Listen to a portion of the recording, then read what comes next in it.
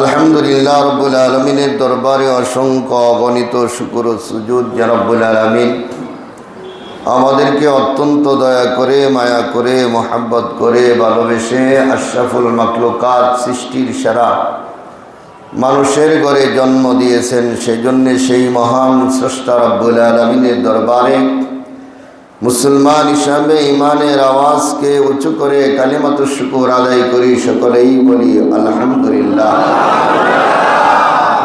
মানুষের মধ্যে আবার বিভিন্ন ধরনের জাত ব্যাত রয়েছে। আল্লাহ তাআলা তার মধ্য থেকে বাছাই করে যাচাই করে আমাদেরকে সর্বশ্রেষ্ঠ জাতি, সর্বশ্রেষ্ঠ ধর্ম, মনোনীত ধর্ম ইসলাম ধর্ম, সেই মুসলমানের ঘরে জন্ম দিয়ে মুসলমান বানিয়েছেন। সেই জন্যে আল্লাহ তাআলার কাছে আবারও শুকরিয়া জ্ঞাপন করে সকলেই বলি আলহামদুলিল্লাহ।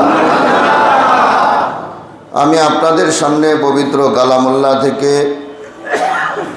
একটা আয়াতে কালামুল্লাহ তেলাওয়াত করেছি। রাসূল আকরাম সাল্লাল্লাহু আলাইহি ওয়াসাল্লামের অসংখ্য অগণিত হাদিস থেকে ছোট্ট একটা হাদিসে কারিমা তেলাওয়াত করেছি। রব্বুল আলামিন যদি তৌফিক দান করেন, কোরআন এবং হাদিসের আলোকে কিছু কথা বলার ইচ্ছা পোষণ করেছি। ওমা তৌফিকি ইল্লা বিল্লাহ। আমি আপনাদের সামনে যে আয়াতে কারিমা তেলাওয়াত করেছি, রব্বুল আলামিন এই আয়াতে কারিমার মধ্যে মানুষদেরকে নির্দেশ দিচ্ছেন, আদেশ করছেন। কি আদেশ দিচ্ছেন? প্রথম আদেশ হলো তার ইবাদত করবে, অন্য কারো ইবাদত করবে না। কার ইবাদত করা লাগবে? একমাত্র আল্লাহর ইবাদত করা লাগবে। কোনো মানুষের ইবাদত করা যাবে না, কোনো মানুষকে সেজদা করা যাবে না। কেবলমাত্র আল্লাহ তাআলার কুদরতেই মানুষ সেজদা করবে, কেবলমাত্র আল্লাহকেই রব হিসাবে স্বীকার করবে, কেবলমাত্র সেই রবেরই ইবাদত করবে। এজন্যে আল্লাহ তাআলা প্রথমে এই কথাটা বলে নিচ্ছেন। আল্লাহ তাআলা বলেন ওয়াকাদা রব্বুকা, আল্লাহ বলেন শোনো, তোমার রব, তোমার আল্লাহ, তোমার মালিক, তোমার প্রতিপালক, তোমার সৃষ্টিকর্তা কি বলেছেন? ওয়াকাদা, নির্দেশ করেছেন, আদেশ করেছেন। কি আদেশ করলেন, কি নির্দেশ করলেন? আল্লাহ তা'বুদু ইল্লা ইয়া, আল্লাহ তা'বুদু, কারো ইবাদত করা যাবে না, কারো বন্দেগী করা যাবে না, কারো উপাসনা করা যাবে না, কেবলমাত্র শুধুমাত্র আল্লাহ বলেন ইল্লা ইয়া, শুধুমাত্র ওই আল্লাহর ইবাদত করা লাগবে, আল্লাহর বন্দেগী করা লাগবে, আল্লাহকে উপাসনা করা লাগবে। কেবলমাত্র ডাকতে যদি হয় আল্লাহকে ডাকা লাগবে, জিকির যদি করতে হয় আল্লাহর জিকির করা লাগবে, চাইতে যদি হয় আল্লাহর কাছেই চাওয়া লাগবে। কিন্তু যারা বুঝে না, না বুঝার কারণে আল্লাহকে বেঁধে রেখে অন্যের পূজা করে, না বুঝার কারণে তারা চন্দ্রের পূজা করে, না বুঝার কারণে পানির পূজা করে, না বুঝার কারণে মূর্তির পূজা করে। করে কি করে না? কিন্তু আল্লাহ বলেন আমার একমাত্র শুধুমাত্র কেবলমাত্র ইবাদত করবে, আমি আল্লাহরই ইবাদত করবে। নির্দেশ কার? আল্লাহ। যারা না বুঝে তারা এই সমস্ত কাজকর্ম করে। নাম্বার 1 হলো আল্লাহর ইবাদত করব। ইবাদত সম্পর্কে আমরা সবাই মোটামুটি অবগত আছি। কি ইবাদত করা লাগবে? আল্লাহ তাআলার হুকুম মানা লাগবে, নামাজ পড়া লাগবে, রোজা করা লাগবে, টাকা থাকলে হজ করা লাগবে, টাকা থাকলে যাকাত দেওয়া লাগবে, রমজান মাসে রোজা রাখা লাগবে, পর্দা করা লাগবে। মোটামুটি যেগুলি ইবাদত বলা হয়, আল্লাহ তাআলা এই ইবাদতের কথা উল্লেখ করেছেন। এই ইবাদতের পরে আল্লাহ তাআলা আরেকটা বিষয় উল্লেখ করেছেন। কি? ওয়াবিল ওয়ালিদাইনি ইহসানা, আল্লাহর ইবাদতের পরে নাম্বার 2 হলো মাতা পিতার সাথে সদ্ব্যবহার করা লাগবে। তাহলে কি বুঝলাম? আল্লাহর ইবাদতের পরে কার সাথে সদ্ব্যবহার করা লাগবে? মা বাবার সাথে সদ্ব্যবহার করা লাগবে। তাহলে এর থেকে স্পষ্ট হয়ে গেল এই মা বাবার সাথে সৎ ব্যবহার এটা কার নির্দেশ? আল্লাহ তাআলার নির্দেশ। এই জন্য আল্লাহর পরে, রাসূলের পরে স্থান হলো মাতা পিতার। সুবহানাল্লাহ। কেন? যে মা বাবা তোমাকে অনেক কষ্ট করে লালন পালন করেছে। অন্য আয়াতের মধ্যে আছে মা তোমাকে কষ্টের পর কষ্ট সহ্য করে তোমাকে গর্ভধারণ করেছে। আমরা যখন মাতৃগর্ভে ছিলাম স্বাভাবিকভাবে ছিলাম, কিন্তু থাকার পরে মাতৃগর্ভে সন্তান যখন 6 মাস 7 মাস 8 মাস 9 মাস হয়, তখন মায়ের পেটে কি লাথি দিছি না? সবাই লাথি দিছি, কষ্ট দিছি, মাকে যন্ত্রণা দিয়েছি। কিন্তু তাফসীর কারকরা বলে মার গর্ভ থেকে যখন সন্তান ভূমিষ্ঠ হয় আর ওই সন্তান যখন কাঁদে আর এই কাঁদার আওয়াজ যখন মার কানে যায়, ওই সন্তানের কাঁদার আওয়াজ যাওয়ার সাথে সাথে সন্তান থাকার কারণে মা অসুস্থ থাকে, বিভিন্ন ধরনের অসুস্থতা থাকে, কিন্তু সন্তানের ওই কান্নার আওয়াজ মার কানে যাওয়ার সাথে সাথে মা সুস্থ হয়ে যায়। সুবহানাল্লাহ। অথচ সেই মাকে আমরা অনেকেই কষ্ট দেই না। বিদেশে আপনার শহরে থাকি, অনেক মা বাবা আছে গ্রামের মধ্যে থাকে, কোনোদিন তাদেরকে কিছু হাদিয়া নিয়ে দিই না, কোনোদিন তাদেরকে সেবা যত্ন করি না। বরং লেখাপড়া করাইছে মা বাবা, উচ্চ শিক্ষিত হয়েছেন। এখন উচ্চ শিক্ষিত হওয়ার পরে ভালো ফ্যামিলিতে বিবাহ শাদী করছেন। এখন স্ত্রী বলে তোমার আব্বা আম্মা নিয়ে যদি থাকতে চাও তাহলে আমি তোমার সাথে নাই, যদি আব্বা আম্মাই করো তাহলে আব্বা আম্মাই নিয়েই থাকো, আমি তোমার সাথে নাই। এমন অনেক স্ত্রী আছে না নাই? স্ত্রীর চাপে পড়ে অনেক সন্তান মা বাবার খবর নেয় না। কিন্তু বাবা তুমি বিপদে পড়ে দেখো, তোমার ওই বিপদকালে কেবলমাত্র তোমার মা বাবা তোমার পাশে থাকবে। তোমার স্ত্রী তুমি অসুস্থ হইলে বা অনেক সময় দেখা যায় স্বামীর যদি খুব কঠিন মারাত্মক ধরনের অসুস্থ হয়, তখন স্ত্রী চিন্তা করে ওর কাছে থাইকা লাভ নাই, যতদিন থাকবো বরং আমার জীবনটা নষ্ট হবে, খেদমত করা লাগবে। তখন ডিভোর্স দিয়া স্বামীকে রাইখা চলে যায়। আজকে সেই স্ত্রীর জন্য পাগল হইয়া মা বাবাকে ছাড়ছ। এই জন্য আল্লাহ তাআলা বলেন ওয়াবিল ওয়ালিদাইনি ইহসানা। আল্লাহ বলে হে দুনিয়ার মানুষ শুনে রাখো, আমার ইবাদত করার পরে, আমার বন্দেগী করার পরে, আমার উপাসনা করার পরে ওই মা বাবার সাথে সৎ ব্যবহার করা লাগবে। সৎ ব্যবহার কেমনে করবা? বাবা মারা গেছে, বাবার সাথে কেমনে সৎ ব্যবহার করবা? বাবা তো দুনিয়ার মধ্যে নাই। আজকে বাবা চলে গেছে, শত কাঁদলেও আর বাবা ফিরে আসা থাকবে না। বাবার সাথে অন্যায় করেছো, অবিচার করেছো, বাবা মারা গেছে, এখন বাবার সাথে আর বাবার কাছে যায় মাপ চাওয়ার সুযোগ নাই, আসেনি? এই জন্য তাদের আব্বা আম্মা জীবিত, রাগ গুসাত হতে পারে, বাবাও সন্তানের কাছে রাগ করে, অনেক সময় সন্তানও বাবার কাছে রাগ করে। অনেক সময় দেখা যায় যেই সন্তান বাবাকে বেশি করে, যেই সন্তান বাবাকে টাকা পয়সা দেয়, যেই সন্তান বাবাকে চালায়, যেই সন্তান বাবাকে খরচ দেয়, মা বাবা অনেক সময় উল্টা ওই সন্তানের উপর দোষারোপ করে, ওই সন্তানকে ভালো চোখে দেখে না। যেই সন্তান পাগল, যেই সন্তান মা বাবাকে অত্যাচার করে, যেই সন্তান মা বাবাকে খরচ তো দেয় না, বরং উল্টা মা বাবার কাছ থেকে টাকা নেওয়া যায়। অনেক সময় দেখা যায় মা বাবা ওই ছেলেকে ভালোবাসে, যেই ছেলে খরচ দেয় ওই ছেলেকে দোষারোপ করে। এমন আছে না নাই? এমনও আছে। এখন কি করবেন? ওই রাগে কি মাকে বাদ দেওয়া যাবে নাকি? কয় না না, বাবা যাই করুক না কেন তোমার কৃতজ্ঞতা স্বীকার করুক আর নাই করুক, বাবার খেদমত যদি করতে পারো দেখবা এক সময় বাবা তোমার প্রতি সন্তুষ্ট হইয়া তোমাকে বাবা বলবে, সন্তান আমার, আমি অনেক ভুল করে ফেলেছি, আমাকে ক্ষমা করে দিস। আসলে তুই তো যা করেছ আমার আল্লাহ দেখেছে, তোর জন্যে মনে মনে আমি আল্লাহর কাছে ক্ষমা প্রার্থনা করেছি। এই জন্য বাবা যদিও আপনার সাথে খারাপ ব্যবহার করে, তার পরেও আপনার বাবার সাথে খারাপ ব্যবহার করা যাবে না। যদি কোনো সন্তান এমন থাকো বাবা জীবিত, কিন্তু বাবা সাথে অন্যায় করেছো, অপরাধ করেছো, বাবার পায়ে ধরে মাপ চাও, দেখবা তোমার বাবা তোমাকে মাফ করিয়া দিয়া তোমাকে বুকে জড়াইয়া নিবে।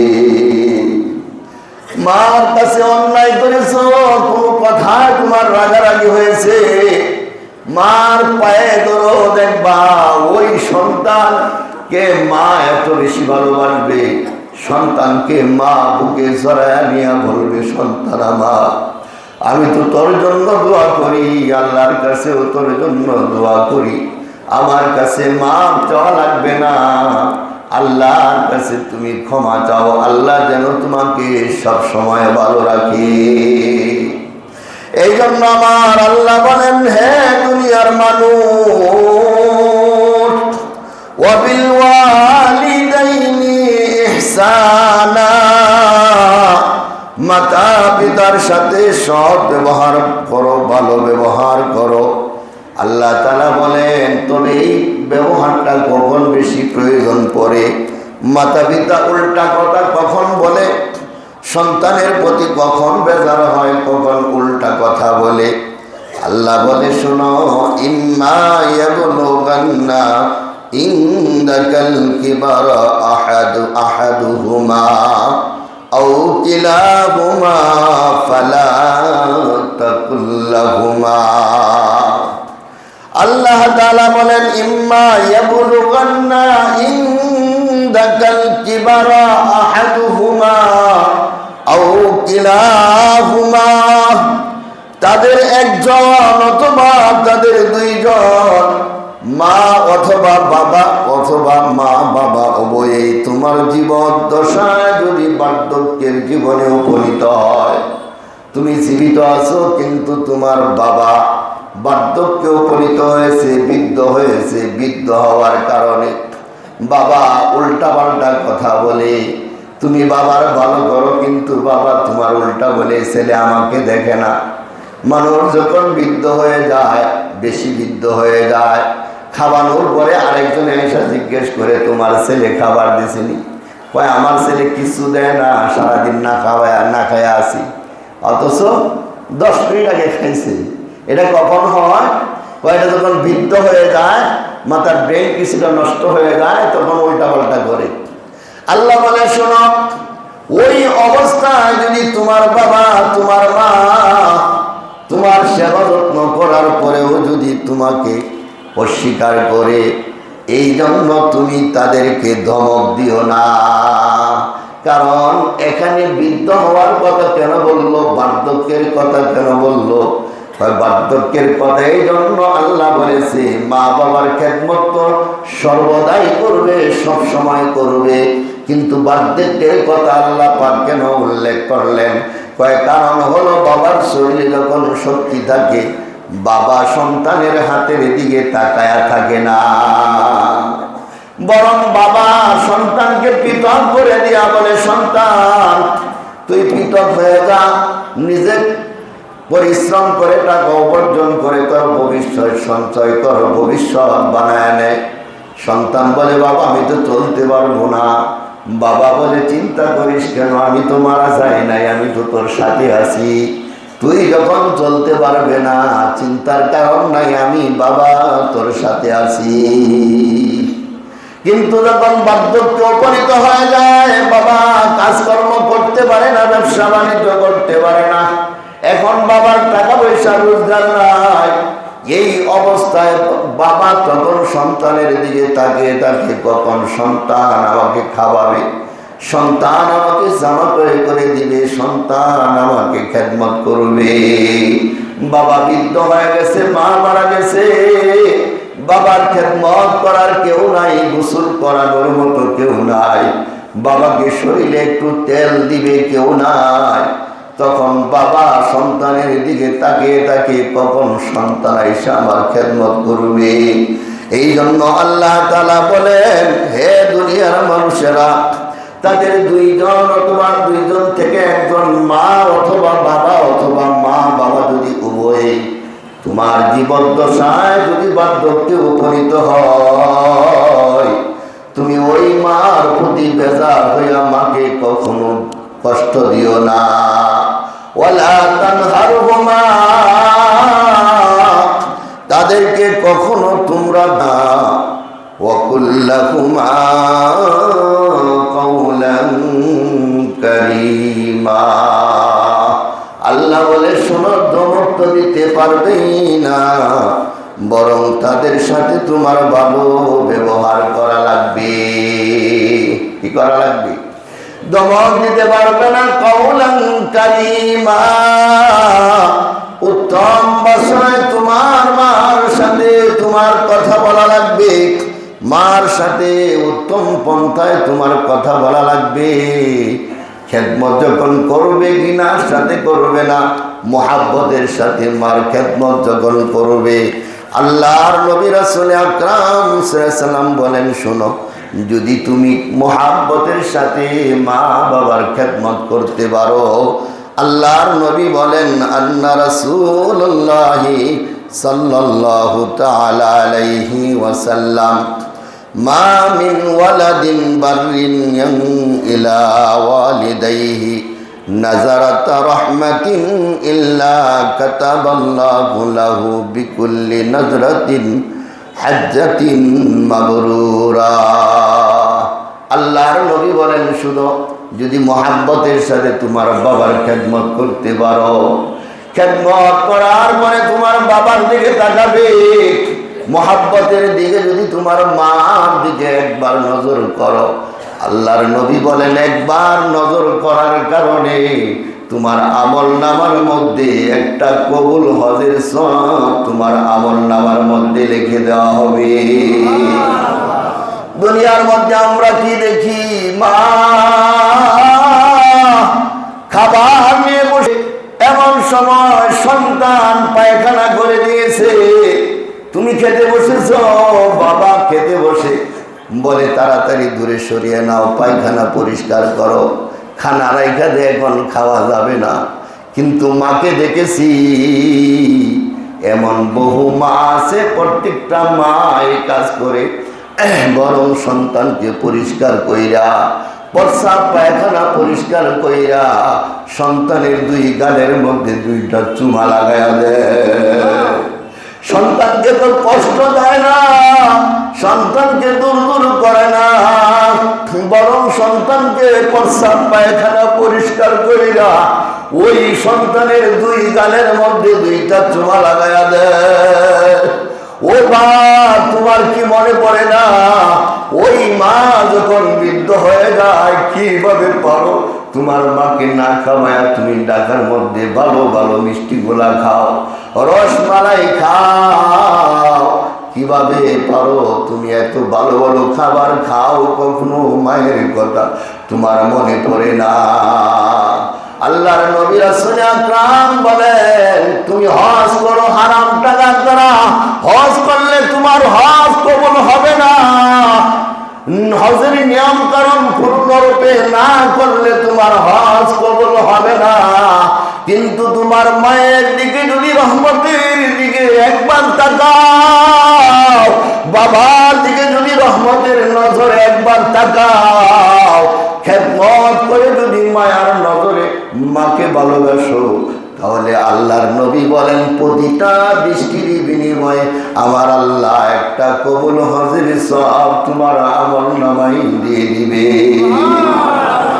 হযরতে সাহাবায়ে কেরাম জিজ্ঞেস করলেন, ক্বালা ওয়া ইন্না সারা কুল্লা ইয়াউমিন মিআতা মাররা, ইয়া রাসূলুল্লাহ, ইয়া হাবিবাল্লাহ, এত সওয়াব, এত ফজিলত, আমাদের তো মনে হয় প্রতিদিন হাজার হাজার মার দিকে তাকাইলে হাজার হাজার হজের সওয়াব পেয়ে যাব। ইয়া রাসূলুল্লাহ, কোনো মানুষ যদি দৈনিক মার দিকে 100 বার তাকায়, বাবার দিকে যদি 100 বার তাকায়, তাহলে কি 100 বার হজের কবুল হজের সওয়াব পাওয়া যাবে নাকি? আল্লাহর নবী রাসূল আকরাম সাল্লাল্লাহু আলাইহি ওয়াসাল্লাম বলেন, ও সাহাবীরা শোনো, আল্লাহু আকবার, আল্লাহ সবচেয়ে বড়।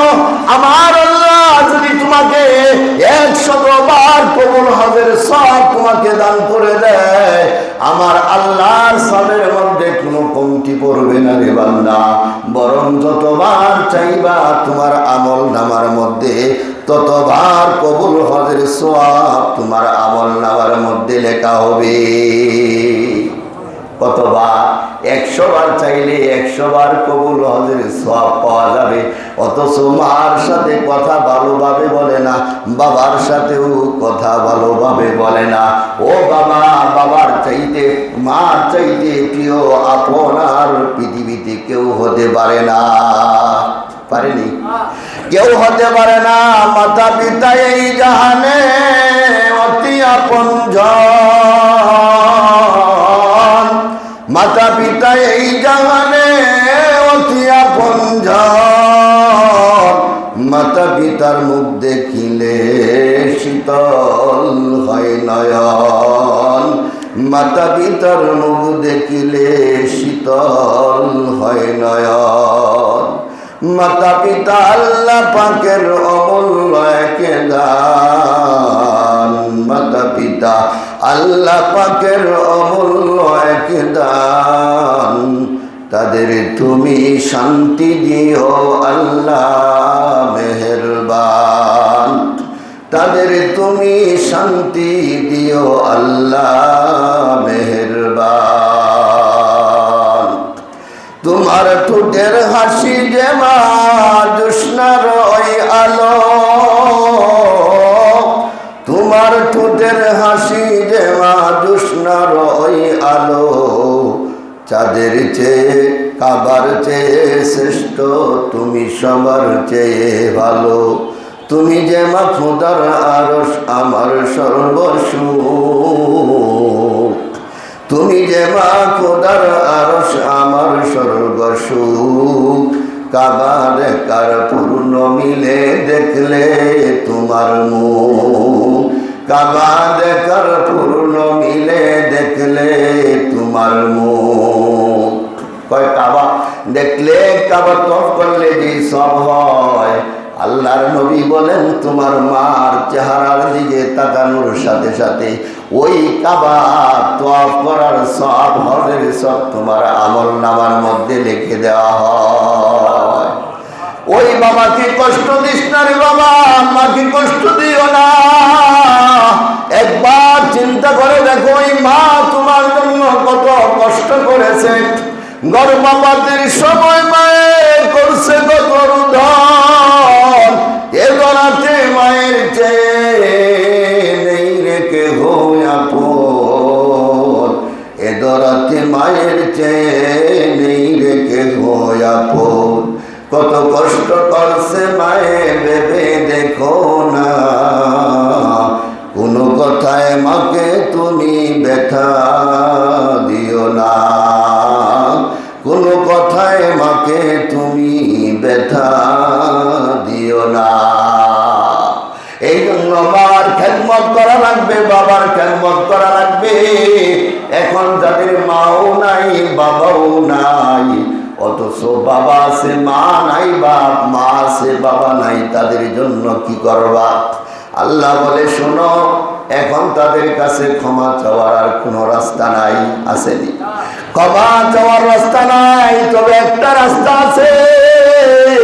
যখনই তুমি দোয়া করবে, দোয়ার মধ্যে তোমার বাবার জন্য দোয়া করবে, তোমার মায়ের জন্য দোয়া করবে।